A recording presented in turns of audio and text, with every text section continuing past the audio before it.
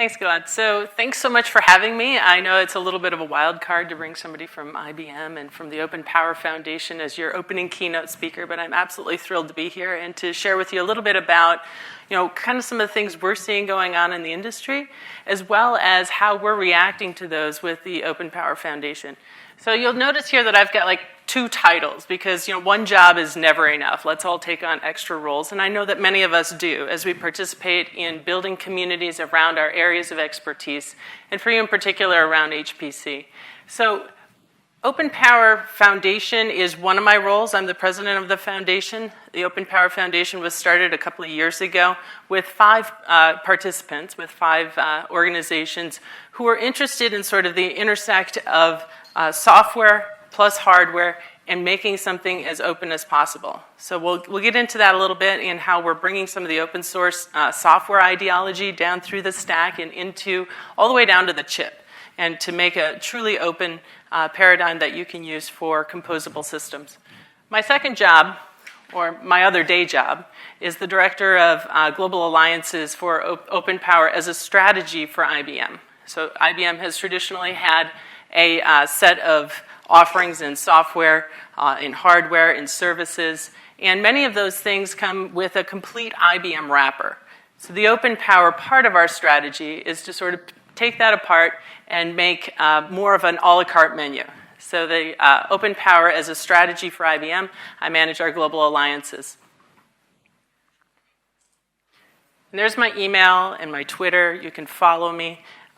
Tracking devices on where I am anywhere in the world is sometimes challenging, but would love to have you interact with us directly. So let's talk a little bit about what we're seeing going on in the industry.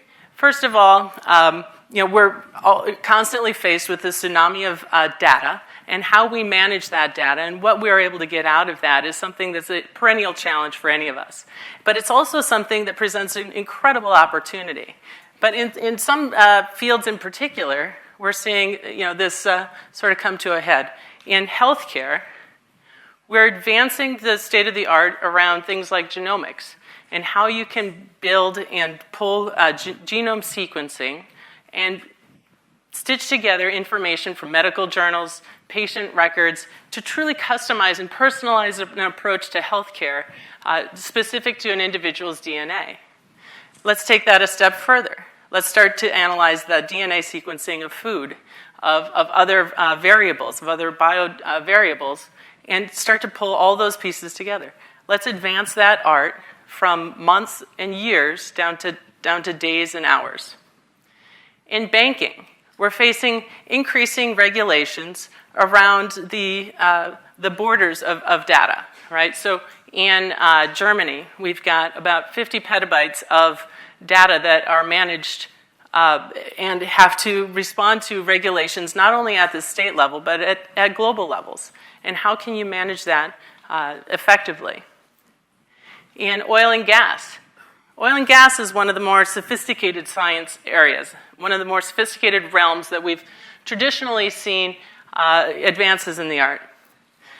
Oil and gas searching and pulling that information is further complicated by economic conditions, by political conditions. How can you stitch that information together effectively as you do your oil and gas exploration? And then finally in retail. The top 10 retail institutions in the United States have 100,000 retail outlets that they're managing. A couple of things that they're facing and challenges there. First, they are seeing increases in multi-channel retail, right? They're trying to match up their online experiences, their in-store experiences, inventory controls, as well as fluctuations in demand, capacity demand, seasonal things that happen, regional things that happen. That's a global issue and one that has global implications. So data is growing. Most of that data, most of the growth that you see there is unstructured. The unstructured pieces of that data are coming from different sensors, different systems, and feeding into that. At a lower level, but also still growing, is structured data. So pop quiz, a zettabyte. I'm sure somebody in this room, how many zeros do we have in a zettabyte? This is the interactive part. 21, exactly. So we got 44 of those that we're getting to. This is an incredible amount of data, right? How much of that are you actually getting utility out of? How much of that data are you actually able to get value from? Or is it just dark? Is it just a dark pool of data that you're not able to really grab value from? And how much of that is important? You know, what are you really missing? What's that competitive advantage? What's the competitive point that you're unable to reach for because you're not able to get to the data or to parse the data into something meaningful? Or it's just coming from so many different places you don't even know where to start. So again, you know, these top fields that we're looking at, both as OpenPOWER Foundation members as well as at IBM, a lot of this comes down to storage. A lot of this comes down to systems of record, matching up with systems of engagement, and how do you get those to pull together into something where you can really analyze the information and feed it forward into the questions that you don't even know to ask, moving into machine learning, right? Moving into cognitive. So in oil and gas, you know, the information that you're gathering, the information that you're scientifically analyzing, how do you move from science married into the political and economic landscape that you're operating in?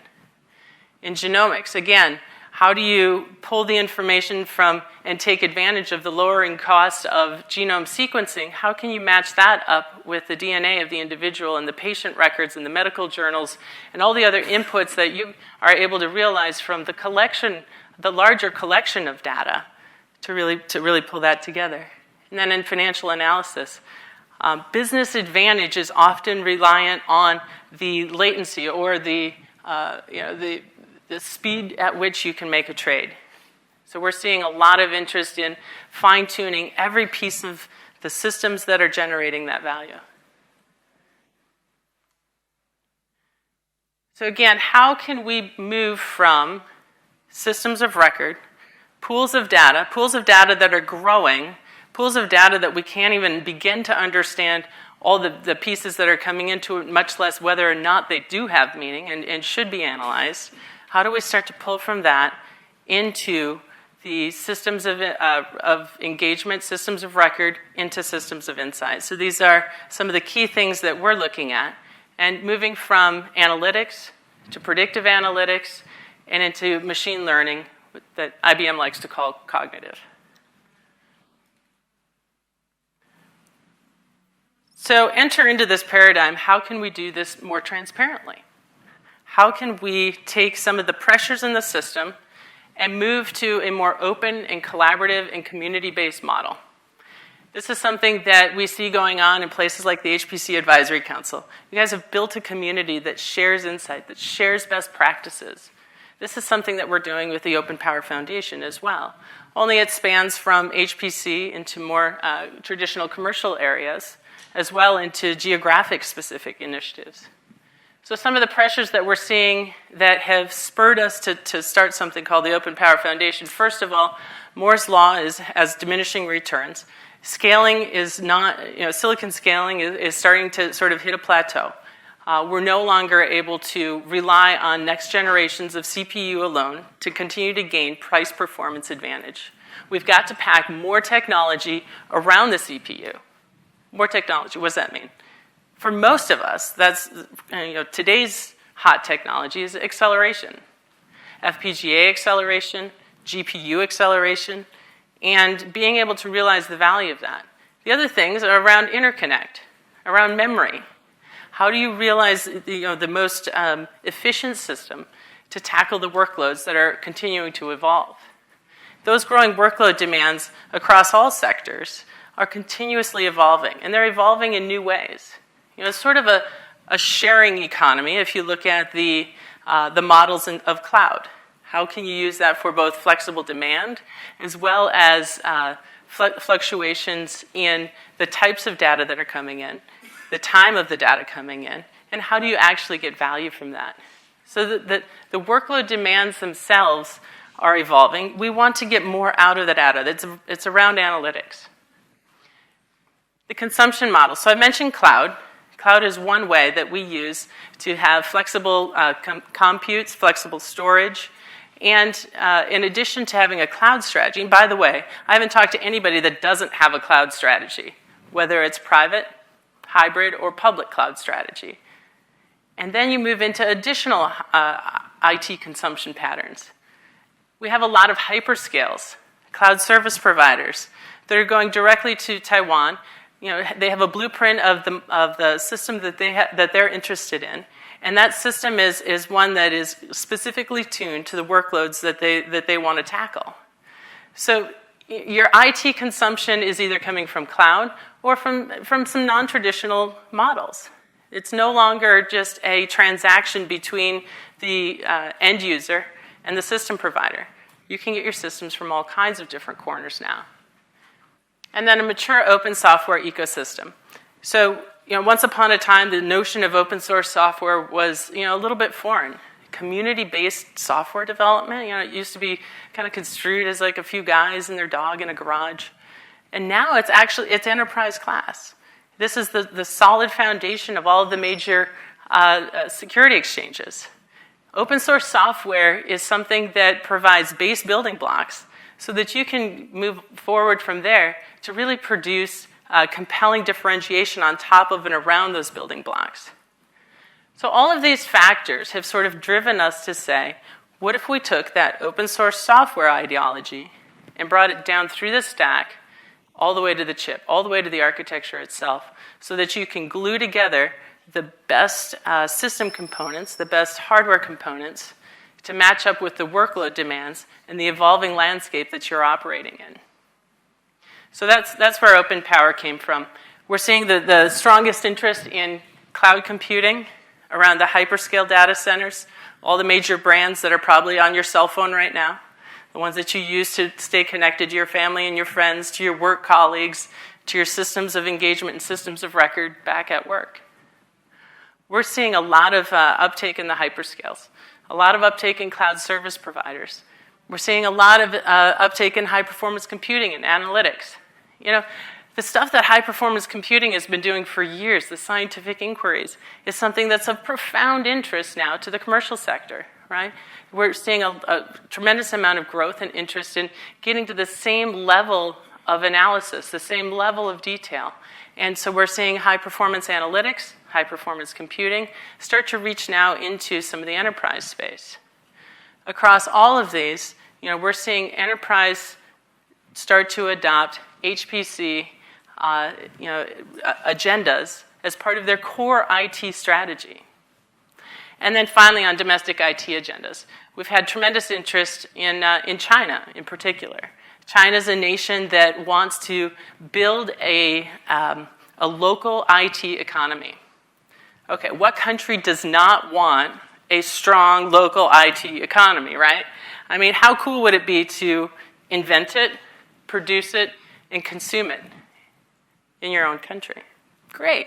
I mean, it sort of neglects some of the advantage you could get from the global reach, but you could still do that too.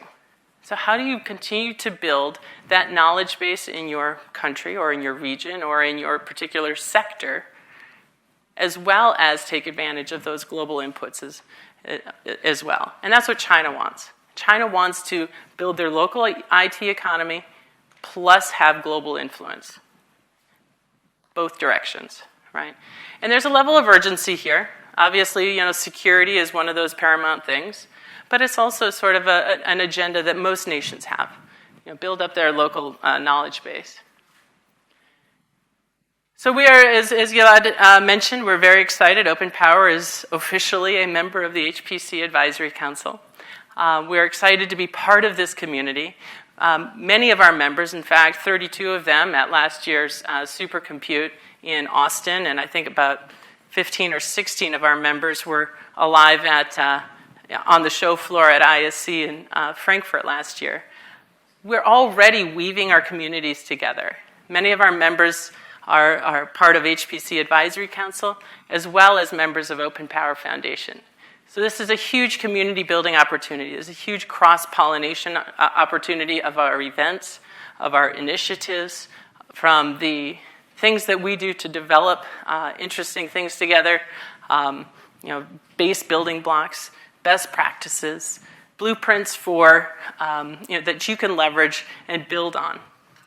And then we're also participating in the HPC Advisory Council's lab out in San Jose. That's where we're starting. We have labs all over the place that we can use and leverage to get to the benchmarks, to get to the porting, to get to the optimization of running your workloads on Power. And I'll talk a little bit later about how important cross-community collaboration is for us, but note that the systems that I'm talking about on this particular slide, I don't know if they're there yet. I've been on a lot of planes. They were supposed to arrive in San Jose either Friday or maybe today, but they are ready to go. We welcome you to come and see what your workload could do on Power. If you can't make it to San Jose, California, I realize it's a bit of a flight from here to there. We also have labs in Europe, and we also invite you to visit us there. They're not all as beautiful as Lugano, but we would welcome you regardless. Excuse me. So, hardware is cool again. And when my friend Dan Olds, one of the analysts in the industry, called us the rebel alliance of the industry. And by the way, this was at the time when Star Wars was coming out at around Supercompute last fall. It made my day. I was like, wow, I kind of feel cool. We're going to do something a little bit scrappy here, right? But the remark is that the vast number of architectures out there are running, or the vast number of workloads out there are running on x86. And we understand that, that's sort of the industry norm right now. But it sort of felt like a locked-in proprietary strategy. We wanted to take an open and more inviting approach, a more community-based approach to innovation. And that's part of the reason that OpenPOWER is construed as the Rebel Alliance, because we're inviting everyone to participate. We're inviting everyone to bring their innovations to the table. So this is my open source 101. You guys probably all get this already. But so open source, how do you take open source software and bring it into hardware layers? Well, first of all, on the left side of this chart, you'll see that there are these base building blocks that we want to do. For OpenPOWER, this means reference designs, interfaces, specifications, blueprints for you to make your own composable system. If you want to do chip derivatives, we can do that too. We have some folks doing chip derivatives. But if you want to really kind of compose your system with the thought leaders of the industry around memory, interconnect, acceleration, on the Power architecture, these are the pieces, these are the building blocks that we're putting together to do that. On the right side of this chart is the differentiation that you can bring on top of and around those base innovations. So whether you are doing it for your own consumption in your own data center, or whether you're doing that for a commercialization strategy, we invite you to sort of use our base building blocks, build on top of it. We encourage you to do so in a compliant fashion so that you're not forking off into the wild blue yonder, because that gets very complex to manage going forward. But no one's stopping you. Now, my logo chart is not nearly as dense as Gilad's was for the HPC Advisory Council, but we're really proud of how fast we're growing. And by the way, the industry is really shocked at how fast we're growing. So we started with these 5 companies a couple of years ago. As of this morning, we have 195 companies involved in OpenPOWER. 195 members. I'll caveat that. We do have some of those are individual members. But to grow that rapidly says that this is a strategy, an open, innovative approach with collaboration across the community is a strategy that's resonating not only with providers, but with end users. It's a really important point. The end users, or the consumers of technology, have kind of taken down the wall between them and the technology providers. It's no longer a transaction. It's no longer a relationship between technology provider and consumer that's a transaction. It's a collaboration. We are inventing and building together. One of the most profound examples of this is what we're doing together with a company called Rackspace that is a cloud service provider in the US. Together with Rackspace, and I'll get into their play a little bit more, but we're doing an open stack, open compute, open power system. Has 3 communities. That's a lot of cross-pollination. That's a lot of the similar things that we hope to do more and more in the HPC space. So we started our growth sort of at these hardware levels on the bottom, from chip providers into some of the hardware optimizations that you can use as your base building blocks. You see a lot of different memory and interconnect, and you also start to see some very specific industry plays, like Edico Genome, for example. Moving up from there, some of the base building blocks are being stitched together into solutions and offerings and systems by system integrators, by VARs, by folks who are focused in a particular geography, in a particular sector of the market, or in a particular broader play for commercial areas. Moving up from there, you see a software stripe. And you might scratch your head a little bit, like looking at that software stripe. It looks a little bit light. These are the software guys who have gotten on board early to say, how can I optimize my stack, not only port it over to Power, which achieves parity, but actually optimize it, tune the dials all the way through the hardware. So these are the guys who are like fully in the boat, right? We have 2,200 ISVs who are doing Linux on Power. This is something that's resonating in the industry. So those 2,200 ISVs who are moving to Linux on Power still have their play with Linux on x86, but they realize that the price performance that they're able to get out of the Power architecture is something profound for particular areas of the market that they're going after as well. The top stripe is the one where you probably see some logos familiar to you in the HPC realm. So this is kind of my early adopters stripe. We have a lot of academic organizations. We have a lot of HPC research and supercomputing centers. We also have some of the cloud providers, OVH and Online.net in Europe, as well as Rackspace. Yeah, Rackspace up in the early adopters. I mean, a lot of these logos could fall in many of these different categories. But this is sort of our membership today. I don't have all 190 on here. I've gotten a little behind in the last couple of weeks of updating this chart.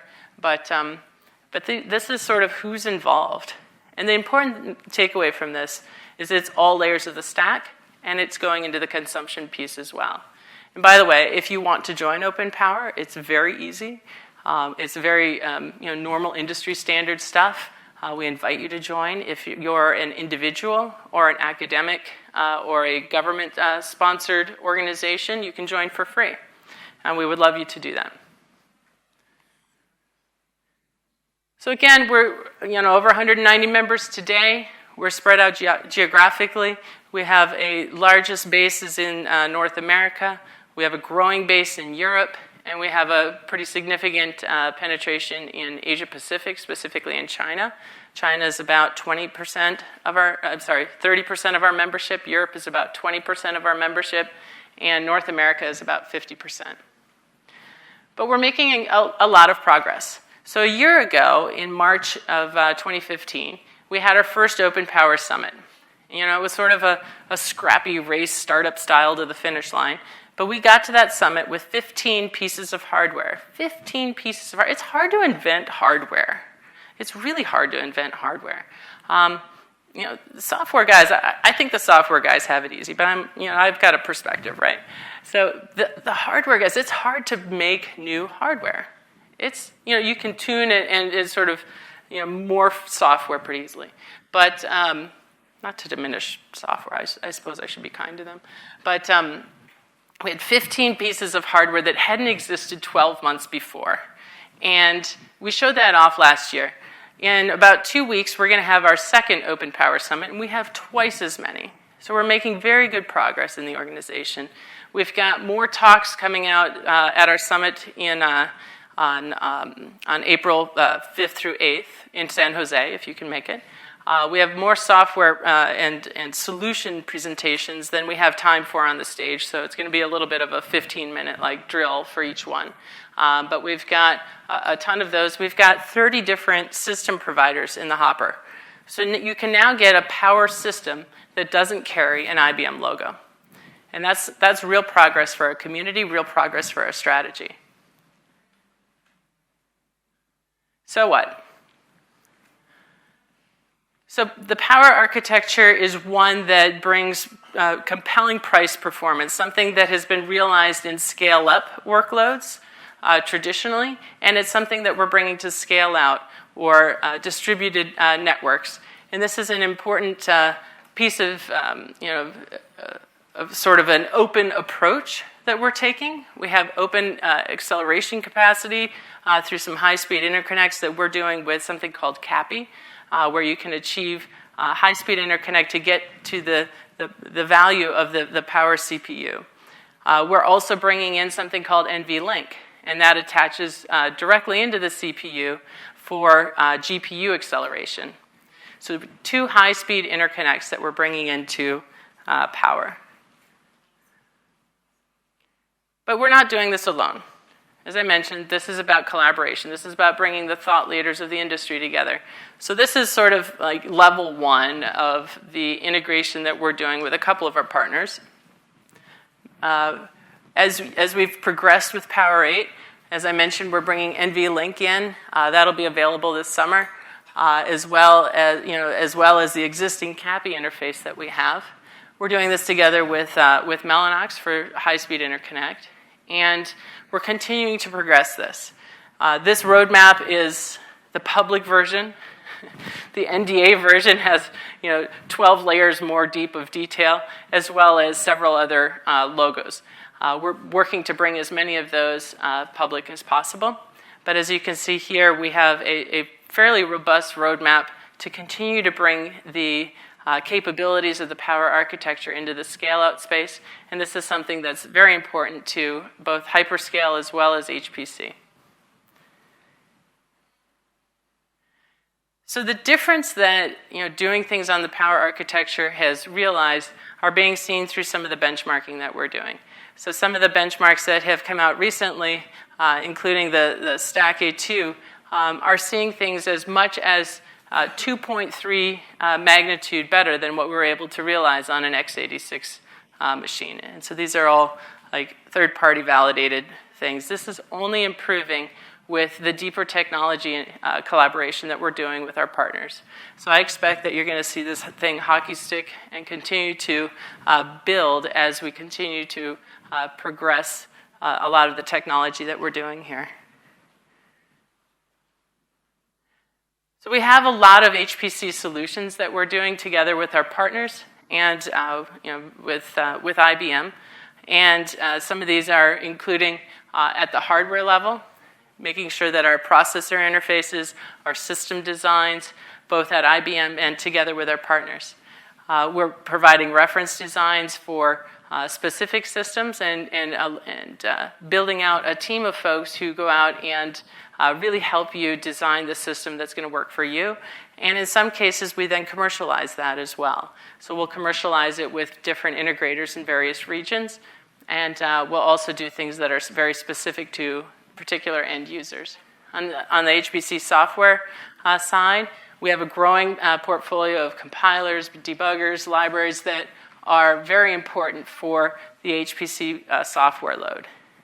Something that we've noticed, not only in HPC but elsewhere, is that it's not as common to take something off the shelf from an ISV and use as is.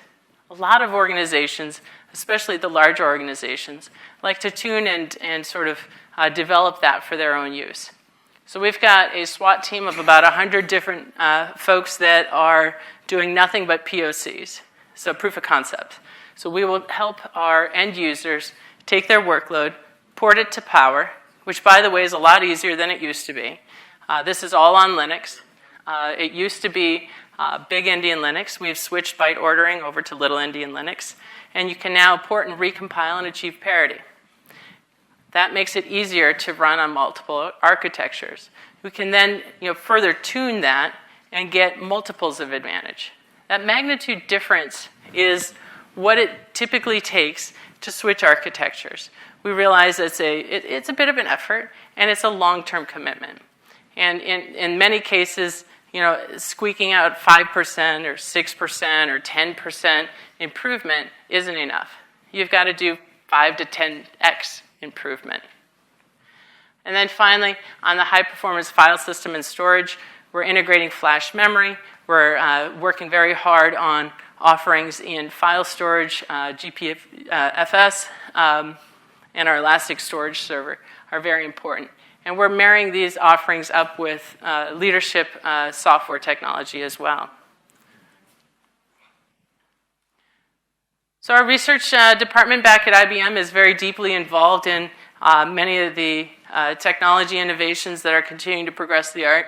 I've talked a bit about the processors and systems that we're coming out with, bringing in GPU acceleration, bringing in FPGA acceleration, bringing in all flavors of memory. Very important to get the right system design and to make that as efficient as possible. Second, the programming models to manage all of the growth in the data and being able to make productive use in real time of that data and the network approach. And then the interconnects that we're doing on the Power architecture itself. So leveraging CAPI, leveraging NVLink. And then finally, managing those systems of record through various storage items. So these are things that we've got our research departments working very hard on, as well as collaborating with other thought leaders in the community. I mentioned that we're doing some work together with Rackspace. So this is an example of cross-community collaboration. And we are open and taking on other projects like this. This is the one that we're doing together with OpenCompute and with Rackspace in particular. So these are the various pieces of the system that we're pulling from various communities. So we're using as many common elements from other communities rather than inventing them ourselves. And that's essential.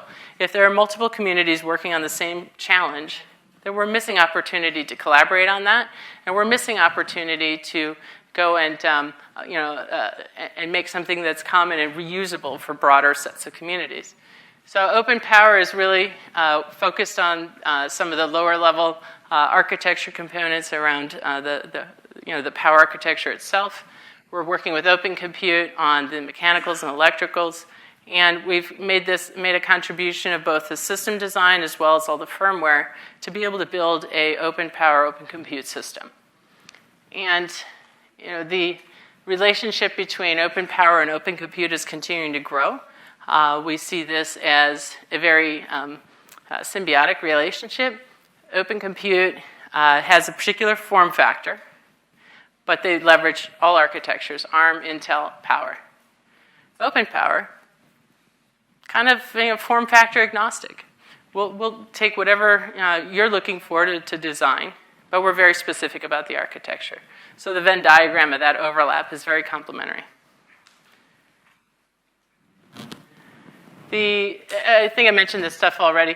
So the reference design is made available, the firmware is available, and we're commercializing this as well.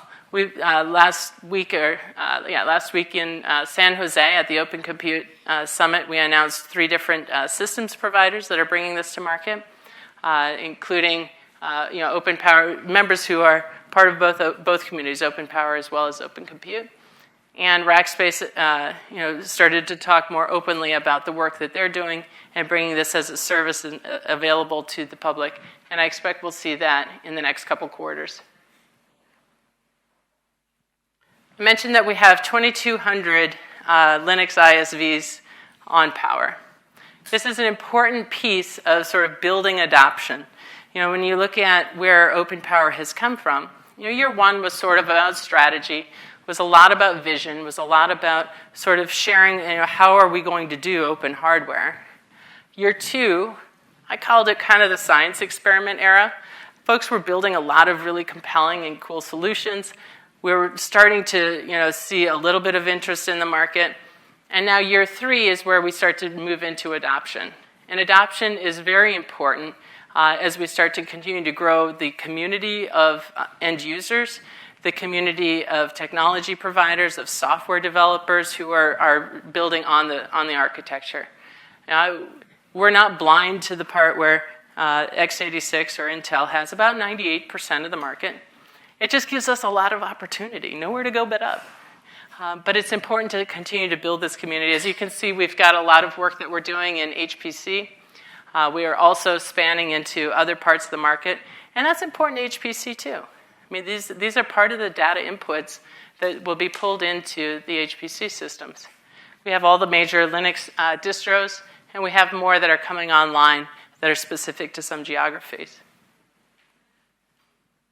So I'll start to wrap up a little bit here. Cloud is a very important part of what OpenPOWER is doing. We realize that organizations have a lot of things they do on-prem or on-premises, and that organizations have particular workloads that they might want to test or tune on the cloud, or that they may want to scale or have flexible capacity on the cloud. And that cloud could be hybrid, it could be public, it could be private. These are some of the examples of where we have that. We also have specific developer clouds, as I mentioned, around the US and Europe, in other geographies. We have about 50 innovation centers. Actually, we have more than 50. I think it's closer to 60 now. Innovation centers around the world where you can port, tune, and optimize your workloads on Power.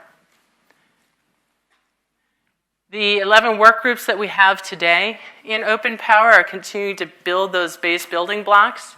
Again, the goal here is to make them broadly available to the community so that everyone can focus their attention on things of higher value. We started most of our work groups in the hardware layers.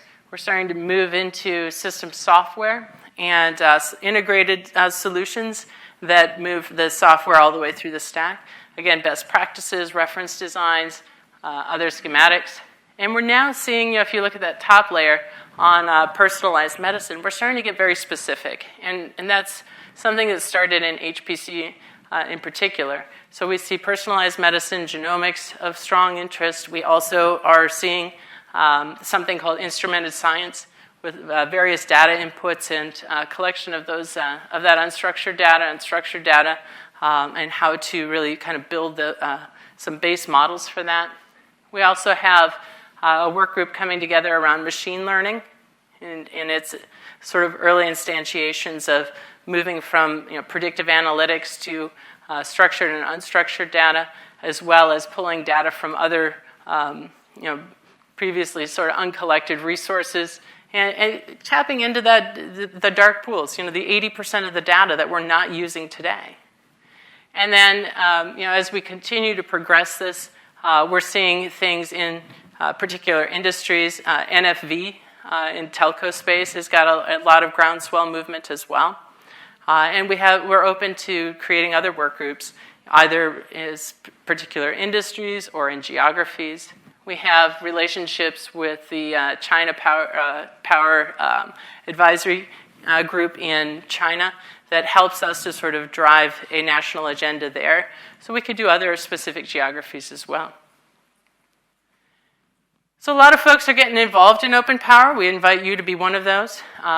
From the far right here, you see the inventors or the innovators, the folks whose day job it is to sort of progress the art in software and in hardware. In the middle, we have folks who are taking those base building blocks that have been invented already, pulling them together into a configuration or a composable system that's going to really serve their workload. And then finally, we have the end users themselves. Maybe I should revamp this chart to sort of underscore the importance of the overlap across all of these areas, because it's essential. No one is developing or inventing, sort of progressing the art alone. These aren't baby steps. This is not an opportunity to just finely tune a dial. This is an opportunity to get rid of the game altogether and reinvent how we approach particular problems. There are big challenges in front of us that are not going to be satisfied but by small adjustments. So that's it. I'll be around for 3 days. You can ask me lots of questions. You can ask me questions here or there. But I'm, again, flattered to be here. Thank you for engaging OpenPOWER in this summit. We're excited to be a member of the HPC Advisory Council. We're excited to welcome you to use our systems that we're putting in San Jose, that we have in Europe in our innovation centers.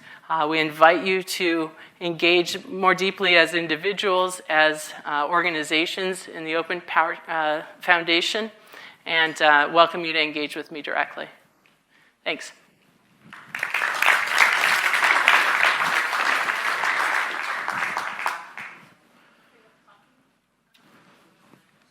Oh, yeah, and there's coffee next. Actually, 2 questions. Microphone, can you speak like this? What's that? Do I need the microphone, or can I just for the video? Yeah. I can give it to him. Yeah, first off, very good talk, very interesting, very nice direction to see this going. So thank you for that. So 2 questions. Is NVLink the part of the OpenPOWER Foundation? And can, let's say, Intel, which is the evil guy here, take NVLink and implement NVLink on x86? So IBM has a relationship with NVIDIA that has, orchestrated getting NVLink into the power chip design, and that's something that we had to do. NVLink itself is not open source, or in the traditional sense, it is a sort of a license piece, but that leverages the GPU acceleration. If Intel wanted to do that on their chip, they would need to go talk to NVIDIA about that. To our knowledge, they have not pursued that. In fact, Intel, as many of us know, has made a much stronger play with FPGA acceleration when they've acquired Altera. The landscape is continuously changing. We're seeing a lot of movement between technology providers, acquisitions, divestitures, things of that nature. In fact, IBM divested our entire x86 portfolio. We were feeling more and more constrained on our level, or our ability to really innovate on the platform. And so as that started to commoditize, we said, well, let's go to a higher level art with power, and let's take that as an open approach. So there's different approaches, and I think Intel is more on a proprietary path. I don't see them, I would not predict that they would incorporate NVLink into their architecture. They've sort of, planted the flag or consumed that innovation piece by taking an approach with Altera. Which, by the way, Altera used to be one of our platinum members in OpenPOWER. And the minute that news came out, they were on our phones like, we still want to do this on Power. And we're like, we'd love to have you on Power. I don't think, not sure how that's going to work out for you, but let's see how it goes. And in fact, they did need to withdraw from OpenPOWER as they entered Intel. Sorry, you had another question. Yeah, I've taken you off on a tangent. No, actually, it's a very interesting story. So, second question. Suppose I'm Global Foundries and I want to produce power chips. So I don't need to buy... You're doing that now. Okay, let's say then that I'm at TMSC. Yeah. Or, TSMC. TSMC, yeah. So whatever company. I want to produce power chips. Let's do it. And I want to do it without buying any license from IBM. Can I do that? Without buying... So... There is a license agreement that needs to happen for IP purposes. I mean, there are import and export regulations that we need to adhere to, but you can absolutely go get your power chip produced anywhere you want. Now, IBM has a commitment that we will only buy power chips from Global Foundries for 10 years as part of our agreement in doing manufacturing with Global Foundries. But if you're interested in doing your own chip, absolutely. You do have to have some licensing with IBM for it, but it's something that we are absolutely open to and something we're already doing. We absolutely do not want to lock anybody into IBM for their power chip. And you are able to do your own derivative designs off of that. We have folks doing that now. We have Suzhou Power Core, who is doing their own chip with specific security and other implementations that they wanted for the China market in particular. and they're doing that now. So yes, but we still have to follow the regulations that are around us. Okay, thank you. You're welcome. I have a question for you, actually. Now, everyone's waiting for coffee, too, by the way. So I will still be here, but I will take another question. But I want to be very aware of the coffee thing. Okay, we're on time, actually. We're on time for the coffee break, or? One more question? Okay. All right. So I've seen that we have different softwares coming, compilers, and it's interesting to see GPFS there. What about open source file systems, parallel file systems? Yeah. Do you have any plan to bring something to the OpenPOWER? I'm talking about OpenPOWER, open source parallel file system. From IBM? I mean, from the community itself. From the community? From the community. I don't have a specific one that's on a track to go open right now that I have in mind, but we're absolutely welcome that. But we don't have a specific plan for that at the moment. Okay. So we know, for instance, BGFS is just an open source and it's available, and that could be just a candidate. Right. So how we glue that in, I think that would be a perfect opportunity for us to, either build, it's something worth taking a look at. Absolutely. How do we make sure that is optimized together for power, and what pieces of that make sense to open source? That's very valid. It's just not something we've worked on yet. All right. Thanks. Coffee time.